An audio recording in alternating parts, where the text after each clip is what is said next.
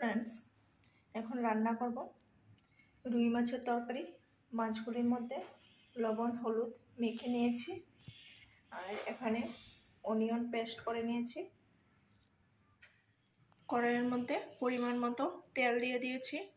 তেলটা গরম হয়ে গেছে, এখন মাছগুলি দিয়ে দেব।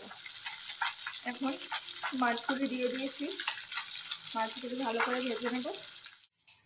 মাছগুলিকে এরকম করে ভেজে নিয়েছি, লাল লাল করে ভেজে নিয়েছি।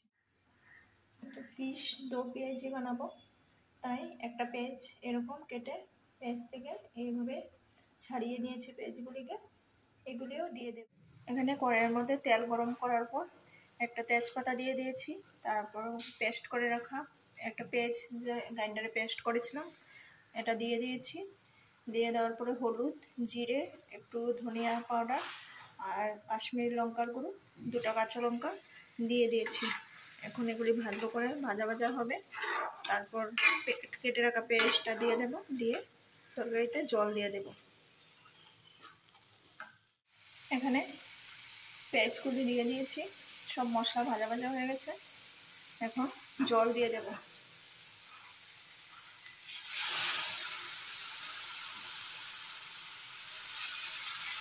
সবাই যে যার পরিমাণ মতো জল দেবেন।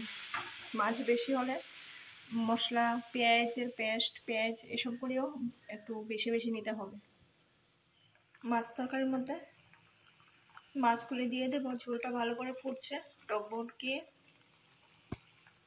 এরকম মাছ তরকারি কে কে রান্না করে খান আমাকে কমেন্টে জানাবেন। মাছ পেঁয়াজি রান্না খুবই তাড়াতাড়ি হয়ে যায়। তরকারির মধ্যে মাছ দিয়ে দিয়েছি। তরকারিটা হালকা ঝোল ঝোল রাখবো, কারণ ঝোল না হলে ভাতের সাথে খাওয়া যাবে না, একটু মাখো মাখো থাকবে। আর একটু সময় জাল হবে। আর এটার মধ্যে 2টা এলাচ দিয়ে দিয়েছি ফাটিয়ে। আর যার মাছ তরকারির মধ্যে চিনি দিয়ে খেতে যার যার ভালো লাগে হালকা চিনিও দিতে পারেন, আমি তো চিনি দেই না। আমার রান্নাটা কমপ্লিট হয়ে গেছে। আমার ভিডিওটা যদি ভালো লাগে সাবস্ক্রাইব করে দেবেন আর লাইক করতে ভুলবেন না।